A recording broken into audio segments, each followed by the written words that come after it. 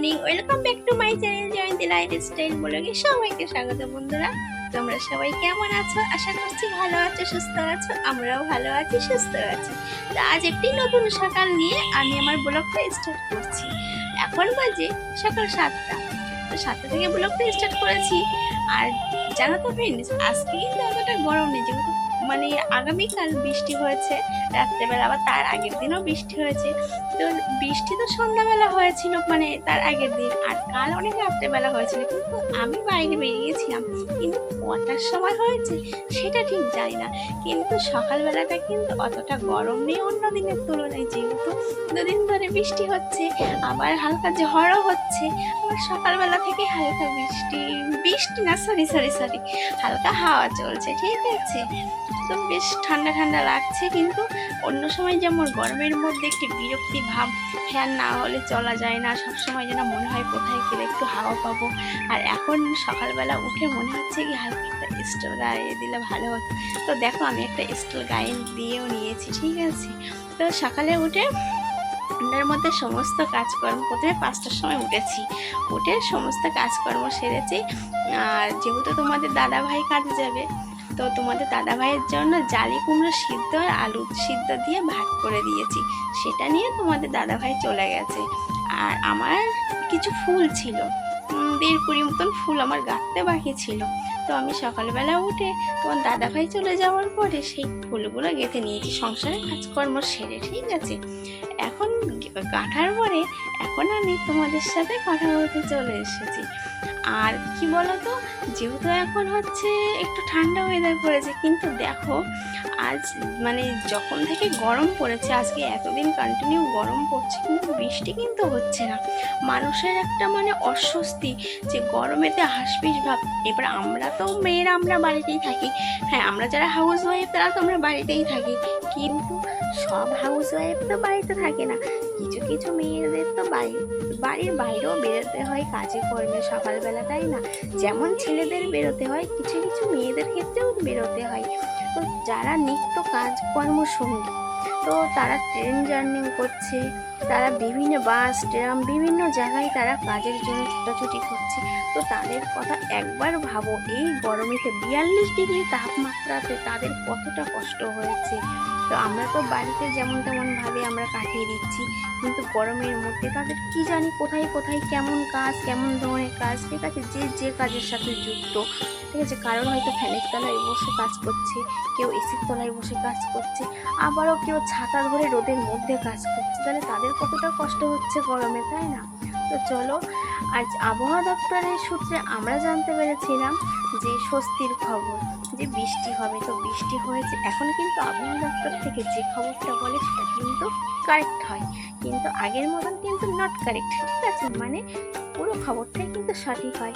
তো চলো, একটু স্বস্তির খবর পেয়েছি। এখন অতটা গরম নেই, নর্মাল একটু ঠান্ডা আছে। তো সবারই, আমাদের বাড়িতে যারা আমরা হাউসে, আমাদেরও যেমন ভালো লাগছে যে একটু স্বস্তির আবহাওয়া। যারা কর্মসূত্রে আছে, কাজকর্মের লাইনে আছে যারা, তাদেরও বেশ ভালো, ঠিক আছে। আর যারা রোজ ট্রেন জার্নি করে, এমনিতেও 42 ডিগ্রি তাপমাত্রা চলছিল, তারপরে একটা ট্রেনের মধ্যে যেটা মানুষের ভিড়, তো তাতে তো আরও কষ্ট, তাই না? তো চলো, যাই হোক, একটু স্বস্তি, অন্তত 2-3টে দিন তো একটু ঠান্ডার মধ্যে সবাই কষ্টটা কম হবে, তাই না? তো চলো ফ্রেন্ডস, অনেক গরমের কথা বলে ফেললাম, তোমাদের সাথে শেয়ার করলাম। আর নিজের কথা, সবার কথা, ঠিক আছে। শুধু তো নিজের কথা ভাবলেও চলবে না, একটু সবার কথাও তো ভাবতে হবে, তাই না? তো সবার কথা ভাবাটা আমাদের অবশ্যই দরকার। তো চলো, এখন আমার যেটা তোমাদেরকে বলছিলাম, মালা গাঁথা আমার কমপ্লিট হয়ে গেছে।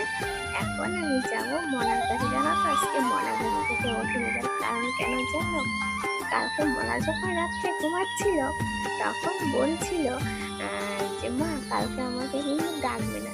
তার কারণ কেন জানো? তোমরা তো জানোই, মনার মর্নিং স্কুল চলছিল, আর ছুটি পড়েছে স্কুল থেকে 8 তারিখ থেকে 20 তারিখ পর্যন্ত, মানে ভোটের পরের দিন। আমাদের এখানে 20 তারিখ ভোট, তো 21 তারিখ থেকে মনাদের স্কুল শুরু, মানে 12 দিন স্কুল ছুটি, ঠিক আছে। তো 12 দিন স্কুল ছুটি। তো কালকে যখন ঘুমাচ্ছে, তখন বলছে মা আমাকে ডাকবে না, আমি তার জন্য ডাকিনি, কিন্তু এখন মনাকে ডাকতে হবে। আর জানো তো, তো স্কুলে এত কাজ দিয়েছে, আমি কখন মোনাকে করাবো আমি নিজেও জানি না। স্যার যা লিখেছে, উফ। চলো যাই হোক, প্রচুর কাজ কখন করাবো 12 দিনে আমি নিজেও ভেবে পাচ্ছি না। ঠিক আছে, তো মেয়ের আবদার, মেয়ে বলেছে সকালবেলা ডাকতে, না তো ডাকিনি। এখন ফাইনালি মোনাকে ডাকতে হবে, যেহেতু বেলা তো কিছুটা হয়েছে। ঠিক আছে, তো চলো তোমার কাছ থেকে ঘুরে আসি। তো এই দেখো ঘরে চলে এসেছে। তোমরা তো জানো আমার ঘরে আসলে আমাকে লাইট জ্বালাতে হয়, না হলে দেখা যায় না, ঘরটা আমার অন্ধকার। ঠিক আছে, তো ওই যে দেখো মনা ঘুমাচ্ছে এখনো, মনা এখনো ওঠেনি। এবার মনাকে ডাকবো। ঠিক আছে, প্রথমে মশারিটা খুলে দিই। ঠিক আছে, চলো মশারিটা খুলে দিই। তো দেখো আরামোরা খাচ্ছে, এই দেখো। ঠিক আছে, আর বড় মনা পড়তে গিয়েছিল, বড় মনা পড়ে চলে এসেছে। আজকে মানে বেশিক্ষণ পড়ায়নি, অল্প একটু সময় পড়িয়েছে। বড় মনা চলে এসছে, দেখো ছোট মনা দেখো কি করছে। ঠিক আছে, অন্যান্য দিন কিন্তু জামা পরে ঘুমায় না গরমের জন্য। তো কালকে যেহেতু বৃষ্টি হয়েছিল, একটু ঠান্ডা ঠান্ডা ওয়েদার ছিল, ফ্যানও চলছিল, আর সাথে কাঁথাও গায়ে দিয়েছে, জামাটাও পরে ঘুমিয়েছে। ঠিক আছে, তো এখন মনাকে ডেকে তুলবো। ওঠো বাবা, ওঠো ওঠো ওঠো, শিখতে ওঠো, তাড়াতাড়ি ওঠো। বই উঠতে হবে কখন, অনেক বেজে গেছে, তাড়াতাড়ি ওঠো, শিগগিরি নাও, ওঠো ওঠো ওঠো। সকালে উঠে কি বলতে হয়? তো সকালে উঠে কি বলতে হয়? গুড মর্নিং বলতে হয়। দেখেছো, ঘুম কিন্তু এখনো চোখে আছে, ঘুম কিন্তু ভাঙেনি। তো দেখো এখন একটু মান ভাঙাতে হবে। ঠিক আছে, তো চলো ফ্রেন্ডস তোমরা সাথে থাকো, একটু মনার আমি দেখি একটু মানটা ভাঙাই। তো এই দেখো আমরা বাইরে চলে এসেছি, মনার মান ভঞ্জন করে মনার হাতে বিরাজ দিয়ে দিয়েছি। ওই দেখো বিরাজ নিয়ে ঘরে যাচ্ছে, ওদিকে বড় মনা দেখতে পাচ্ছ, এখান থেকে বড় মনার বিছানাটা তুলছে, আর আমি এখন একটু এই মালাগুলো দিতে যাবো। ঠিক আছে, তো চলো। তো ওই দেখো এখানে এই মালাগুলো আছে, আমি এই মালাগুলো গেটে সকালবেলা কমপ্লিট করেছি। এই মালাগুলো হচ্ছে এখন সাড়ে 5 কুড়ি মালা আছে, এখন আমি মালাগুলো দিতে যাবো। ঠিক আছে, তো চলো ফ্রেন্ডস মালাগুলো দিয়ে আসি। তো এই দেখো ফ্রেন্ডস, আমি ফুল দিয়ে চলে এসেছি, এসে দেখছি বাবা এসছে। ঠিক আছে, তো বাবাকে দেখে দেখো ছোট মনা খাটের নিচে লুকিয়ে পড়েছে, বাবার সাথে লুকোচুরি খেলছে। আর ও পাশে বড় মনা আছে ফ্রিজের কাছে, কি জানি করছে ঠিক জানি না। তো বাবা আর ছোট মনা দুজনে মিলে লুকোচুরি করছে। এবার ছোট মনা বেরিয়ে পড়েছে খাবারের কথা শুনে। তো দেখো বাবা চলে এসছে, এসে এখন ছোট মনা বাবাকে ফোন করে বলেছিল লস্যি আনার কথা, কিন্তু বাবার একদমই খেয়াল নেই। ঠিক আছে, তো এখন বাবা বলছে আমার তো খেয়াল নেই। তো বাবা এখন বড় মনাকে টাকা দিচ্ছে আর বলছে বাজার থেকে লস্যি আনতে, কিন্তু বড় মনা ভেবে কুল পাচ্ছে না কি লস্যি আনবে। আর এখানে দেখো বাবা মার জন্য কি কি সবজি নিয়ে এসেছে, ব্যাগের উপরেই কিন্তু দেখা যাচ্ছে কুমড়োর ফুল। ঠিক আছে, আর এটা হচ্ছে বড় মনার ছোট মনার দুজনেরই ফেভারিট, কিন্তু ছোট মনার ভীষণ ভীষণ ভীষণ ফেভারিট জিনিস। ঠিক আছে, দই। আর এদিকে দেখো কুমড়োর ফুল আর বাড়ির ঘাটকোল। ঠিক আছে, আর কলা, কাঁচকলা সবই কিন্তু বাড়ির, কিছুই কেনা নয়। ঠিক আছে, আর এখানে দেখো বাবা কুমড়োর ফুল নিয়ে এসেছিলো, আমি কুমড়োর ফুল তৈরি করে নিয়েছি।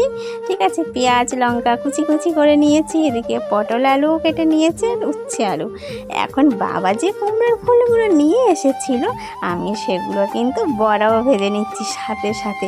কার না ভালো লাগে কুমড়োর ফুলের বড়া খেতে, তাই না? বেশ মচমচে করে ভাজতে হবে, কিন্তু বেশ ভালো লাগে। তো চলো ফ্রেন্ডস আমি ফটাফট করে রান্নাগুলো সেরে নিই। তো রান্নাগুলো সেরে আবারও আসছি তোমাদের সাথে দেখা করতে। তো দেখো ফ্রেন্ডস আমার কিন্তু ফাইনালি রান্না হয়ে গেছে। দেখো কুমড়ো ফুলের বড়া, উচ্ছে আলু ভাজা, আর পটল দিয়ে আলু দিয়ে মাছ দিয়ে তরকারি। তো দেখো পুরো রান্না রেডি, এখন বাবাদেরকে খেতে দেবো। তো চলো ফাইনালি বাবার মনাদেরকে খেতে দিয়েছি, ওদের খাওয়াও হয়ে গেছে। আর বাবা তো এখন বলছে বাড়ি যাবে, ঠিক আছে। তো আমি বলছি রোদ্রের মধ্যে আর যেতে হবে না, পরে যেও, ঠিক আছে। কিন্তু বাবা তো কথাই শুনছে না। তো বাবাকে যা হোক করে ঘরে বসিয়ে রেখেছি। আর এখানে আমার যে এঁটো বাসনপত্র ছিল সেগুলো একটু কলে ভিজিয়ে রাখলাম। আর এখানে আমার তো প্রতিদিনকার অভ্যাস, রান্না করার পরে আমার গ্যাসটা না পরিষ্কার করলে আমার একটুও ভালো লাগে না। আমার মনে হয় কি যেন একটা পরিনি বাকি থেকে গেছে, ঠিক আছে। আর নোংরা জিনিস দেখতে আমার একটুও ভালো লাগে না। আর যেটার উপরে আমরা রান্না করে খাই সেটা আমাদের পরিষ্কার করে রাখাই উচিত, তাই না, সবসময়ের জন্য। আর এই সাইডটা না মানে কেমন যেন একটা কালো কালো হয়ে গেছে। তো মানে যেহেতু তরকারিটা এই সাইডে রান্না করি তো তেল পরে কেমন আঠা আঠা হয়েছে। তো আমি আবার কী করি, মাঝে মাঝে সাবান আর স্কচব্রাইট দিয়ে একটু ডলে নিই, তাহলে আঠা আঠাটা আর থাকে না, ঠিক আছে। আর টিনের ঘর তো, টিনের ঘরে এই সাইডে রান্না করলে মানে সমস্ত কিছু ছিটে ছিটে যায়, তো তার জন্য টিনগুলো এরকম হয়ে গেছে। তো তোমরা ভাবতেই পারো বন্ধুরা যে দিদিভাই মুখে বলে এত পরিষ্কার এত পরিষ্কার, আর দেখতে এরকম লাগছে। আর এই কলাগুলো তোমাদের দাদাভাই নিয়ে এসেছিল, কলাগুলো পেকে গেছে, ঠিক আছে। তো ফাইনালি গ্যাস মোছা আমার কমপ্লিট হয়ে গেছে। এখন এখানে এঁটো ছিল, এঁটোটাও আমি পরিষ্কার করে মুছে নিচ্ছি। এখন আমি যাব কলে। তো দেখো সমস্ত কিছু কিন্তু পরিপাটি পরিষ্কার করে নিলে দেখতে কিন্তু বেশ ভালো লাগে, তাই না? মনে হচ্ছে কি সুন্দর পরিষ্কার, তাই না? তো দেখো, তো এখন আমি চলে এসেছি কলে। কলে থালা বাসন মাজতে চলে এসেছি। আর হচ্ছে রোদ্দুর পড়েছে, ভীষণ রোদ্দুর পড়েছে, তেমন গরমও পড়েছে, ঠিক আছে। তো থালা বাসন মাজা তো হয়ে গেছে। এখন আমি কী করব, মাজার পরে শুকিয়ে যায়, তো শুকিয়ে গেলে না দাগ দাগ হয়ে যায়, জল মানে সাবানের দাগ হয়ে যায়। তো ওগুলো আমি আবার একটু ভালো করে ডলে নিয়ে তারপরে আবার ধুয়ে এখানেই আমি রেখে দিই, তাহলে জলটা ঝরে যায়। জলটা ঝরার পরে তারপরে আমি ঘরে নিই, তাহলে ঘরের মধ্যে জলটা হয় না, তাই না? তো চলো, তো এখনকার মতন আমার কাজকর্ম প্রায় কমপ্লিট হয়ে গেছে, তেমন কোনো কাজকর্ম আমার নেই। এখন কাজকর্ম যেটা আছে সেটা হচ্ছে আমার ফুল দিয়েছে, ফুলের মালাগুলো গাঁথতে হবে, ঠিক আছে। তো চলো, এদিকে কাজকর্ম মোটামুটি কমপ্লিট হয়ে যাওয়ার পরে আমি কলপাড়টা একটু পরিষ্কার করে নিচ্ছি, কিন্তু যেহেতু নোংরা ছিল, এর কলপাড়ে নোংরা থাকলে একদমই দেখতে ভালো লাগে না। আর এখানে একটা কড়াই রাখা আছে, কড়াইটা পুড়ে গেছে, তো ভাবলাম একটু ভিজিয়ে রাখি, পরে পরিষ্কার করব। আর এদিকে যে থালা বাসনগুলো আমি জল ঝরানোর জন্য রেখেছিলাম, জল ঝরিয়ে আমি ঘরে নিয়ে চলে এসেছি। এখন এখানে আমি থালা বাসনগুলো রাখবো। তো যেখানকার যেটা সেখানে সেটা না রাখলে একদমই ভালো লাগে না দেখতে, তাই না? গুছিয়ে রাখলে সবই ভালো লাগে। তো দেখো ফুল নিয়ে চলে এসেছি, সমস্ত কাজকর্ম সেরে। এখন আমার আর্জেন্ট ফুল আছে, 4টের সময় ফুলগুলো আমাকে গেঁথে দিতে হবে। তো বিকেলবেলা আমরা একটু ঘুরতে বেরিয়েছিলাম, ঘুরতে বেরিয়ে এই দুষ্টুটার সাথে আমার রাস্তায় দেখা হয়ে গেছিল। দুষ্টুটার সাথে কথা বলছিলাম, আর দেখো কাকিমা ওকে ঠেলে নিয়ে বেড়াচ্ছে, আর ও দেখো বসে বসে কি করছে। যদি একবার বাবুর কথা বলা হয়, যদি একবার রায়ের কথা বলা হয়, তো শুধু তাকিয়ে তাকিয়ে দেখবে, ঠিক আছে। দেখো বাবুর কথা বলেছি বলে পিছন দিকে ঘুরে দেখছে, ঠিক আছে। তো চলো যাই হোক, ফ্রেন্ডস, আমি শর্টস বানানোর জন্য রেডি হয়েছি, কিন্তু তার মধ্যে একটা খুশির খবর আছে। তো তোমাদের সেটা দেওয়া হয়নি, তার কারণ হচ্ছে বড় মনে একটা কানের হারিয়ে গেছে। তোমরা অনেক ভিডিওতে দেখেছো একটা বেলপুরি কানের পরে থাকে, এখন একটা কেনা কানের পরে আছে। দেখো এখানে ছোট্ট ছোট্ট দুটো সাদা, কিন্তু কানেরটা শেষ পর্যন্ত আজকে 3-4 দিন পর পাওয়া গেছে, ওর বাবা পেয়েছে। তো দেখো কানেরটা, দেখো এই দেখো কানেরটা পাওয়া গেছে। কোনটা হারিয়েছিল জানো? এটা হারিয়েছিল, এটা। তো চলো ভালোই হলো, আমি আরও রেডি হয়েছিলাম সোনার দোকানে যাব কানেরটা অর্ডার দিতে, ঠিক আছে। আরেকটা বানাতে হবে, ওটা ভেঙে। তো ভালোই হলো, দেখো দুজনে কি।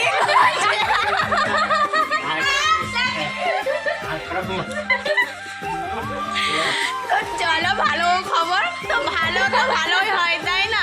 এত খারাপের মধ্যেও ভীষণই মানে একটা ভালো খবর, যেহেতু অনেক সোনার দাম বেড়ে গেছে, 74,000 টাকা হয়েছে। তো করতে গেলে কমসে কম 15-16 হাজার টাকা পড়ে যেত। তো আমাদের গরিবের মধ্যে 15-16 হাজার টাকা বের করা অনেকটাই টাফ ব্যাপার হয়ে যায়, তাই না? তো চলো যাই হোক, ভালো হলো। তো ফ্রেন্ডস, আজকে আমি আমার পুরো ভিডিওটি তোমাদেরকে দিয়ে দিয়েছি। আশা করছি পুরো ভিডিওটি দেখে তোমাদের ভালো লেগেছে। তো আজকে এই পর্যন্ত আমার ভিডিওটি আমি এখানেই শেষ করছি। আবারও একটি নতুন দিনে নতুন ব্লগ নিয়ে তোমাদের সামনে আমি আসবো, একটি নতুন ব্লগ নিয়ে। ততক্ষণ পর্যন্ত সবাই ভালো থেকো, সুস্থ থেকো। Tata, bye bye, good night.